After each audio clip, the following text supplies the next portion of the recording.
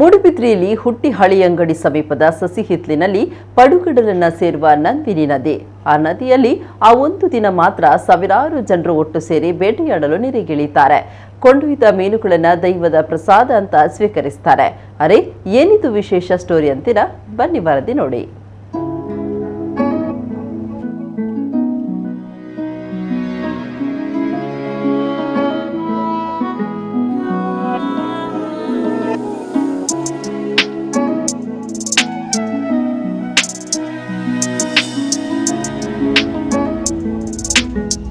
ತುಳುನಾಡಿನಲ್ಲಿ ಎರ್ಮಾಲು ಜೆಪ್ಪು ಕಂಡೇವು ಅಡೆಪ್ಪು ನಾನುಡಿ ಜಾರಿಯಲ್ಲಿದೆ.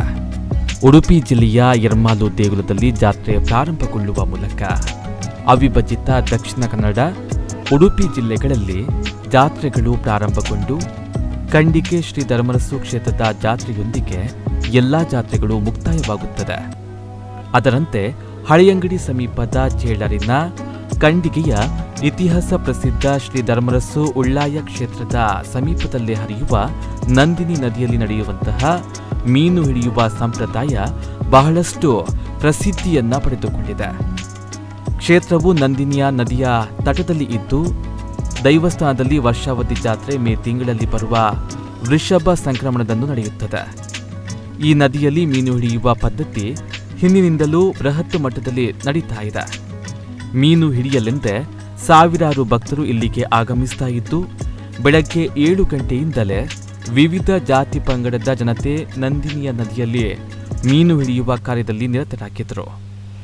ಈ ಸಂಪ್ರದಾಯ ಪ್ರಾರಂಭವಾಗುವ ಮುಂಚೆ ಶ್ರೀ ಕ್ಷೇತ್ರದಲ್ಲಿ ದೈವಗಳಿಗೆ ಪ್ರಾರ್ಥನೆಯನ್ನ ಸಲ್ಲಿಸಿ ನಂತರ ನಂದಿನಿ ನದಿಗೆ ಪ್ರಸಾದ ಹಾಕಲಾಗುತ್ತದೆ. ನಂತರ ನದಿ ತಟದಲ್ಲಿ ಮತ್ಸ್ಯ ಬೇಟೆಗೆಂದು ಬಂದಂತಹ ಜನ ಒಂದೇ ಸಲ ನದಿಗಿಳಿತಾರೆ. ಮಧ್ಯಾಹ್ನದವರೆಗೂ ಮೀನು ಹಿಡಿದ ಮೀನನ್ನ ಮನೆಗೆ ತೆಗೆದುಕೊಂಡು ಹೋಗಿ ಸತ್ತವರಿಗೆ ಬಡಿಸುವ ಕ್ರಮ ಇಲ್ಲಿಯದ್ದು. ಇದು ಈಗಲೂ ಹೆಚ್ಚಿನ ಮನೆಗಳಲ್ಲಿ ಆಚರಿಸಿಕೊಂಡು ಬರ್ತಾ ಇದ್ದಾರೆ.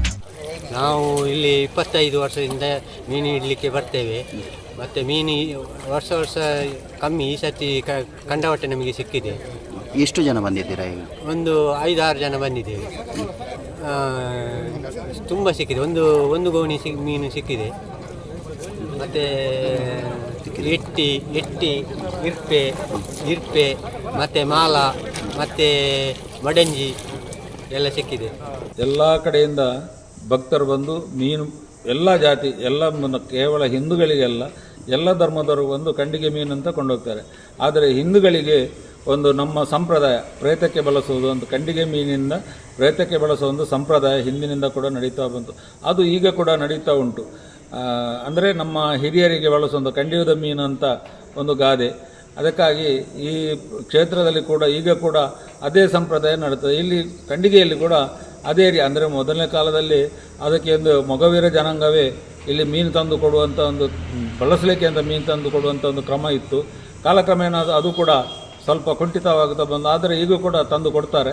ಅದೇ ಮೀನನ್ನು ನಾವು ಅಲ್ಲಿ ಬಳಸುವುದು, ಅಂದರೆ ಹಿರಿಯರಿಗೆ ಬಳಸುವುದು, ಅಂದರೆ ದೈವಕ್ಕೆ ಏನು ಬಳಸಲಿಕ್ಕಿಲ್ಲ. ಇದೇ ಸಂಪ್ರದಾಯ ಈಗ ಮುಂದುವರಿತಾ ಉಂಟು. ನದಿಯಲ್ಲಿ ಏಪ್ರಿಲ್ನಲ್ಲಿ ಬರುವಂತಹ ಸಂಕ್ರಮಣದಿಂದ ಮೇ ತಿಂಗಳ ಜಾತ್ರೆಯವರೆಗೆ ಮೀನು ಹಿಡಿಯುವ ಕ್ರಮ ಇಲ್ಲ. ಕಂಡಿಗೆ ಜಾತ್ರೆ ಸಂದರ್ಭವೇ ಮೀನು ಹಿಡಿಯುವ ಕ್ರಮವಿದೆ. ಇದು ಇಲ್ಲಿನ ಧಾರ್ಮಿಕ ನಂಬಿಕೆ. ಇದನ್ನ ಧಿಕ್ಕರಿಸಿ ಇಲ್ಲಿ ಮೀನು ಹಿಡಿದ ಸಂದರ್ಭ ಮೀನಿನ ಬದಲು ನಾಗರ ಹಾವು ಕಂಡುಬಂದ ಉದಾಹರಣೆಗಳನ್ನ ಹಿರಿಯರು ನೆನಪಿಸಿಕೊಳ್ತಾರೆ. ಕೆಲವರು ವ್ಯಾಪಾರದ ದೃಷ್ಟಿಯಿಂದ ಇಲ್ಲಿ ಹಿಡಿದ ಮೀನನ್ನ ಅಲ್ಲಿಯೇ ಮಾರುವವರು ಇದ್ದಾರೆ. ವರ್ಷದಲ್ಲಿ ಒಂದು ದಿನ ಇಲ್ಲಿನ ಮೀನನ್ನ ಪದಾರ್ಥ ಮಾಡಿ ತಿನ್ನುವುದೇ ಇಲ್ಲಿನ ದೈವದ ಪ್ರಸಾದವೆಂದು ಭಕ್ತರು ನಂಬುವುದರಿಂದ ಜಾತ್ರೆಗೆ ವಿಶೇಷ ಪ್ರಾಮುಖ್ಯತೆ ದೊರೆತಿದೆ. ಬೆಳಗ್ಗೆ ಮೀನು ಹಿಡಿಯುವ ಜಾತ್ರೆಯಾದರೆ ಕ್ಷೇತ್ರದಲ್ಲಿ ರಾತ್ರಿ ಧಾರ್ಮಿಕ ಕಾರ್ಯಕ್ರಮದ ಬಳಿಕ ಧ್ವಜಾರೋಹಣ ನಡೆಯುತ್ತದೆ. ಇಲ್ಲಿ ಮೀನು ಹಿಡಿಯಲು ಜಾತಿ ಧರ್ಮದ ಭೇದ ಮರೆತು ಹಿಂದೂ, ಮುಸ್ಲಿಂ, ಕ್ರೈಸ್ತರು ಪಾಲ್ಗೊಳ್ಳುವುದು ಇಲ್ಲಿನ ವಿಶೇಷ. ನಿಶಾಂತ್ ಶೆಟ್ಟಿ, ಕಿಲೆಂಜೂರು, ನಮ್ಮ ಕುಡ್ಲ ನ್ಯೂಸ್ 24/7 ಮುಲ್ಕೆ.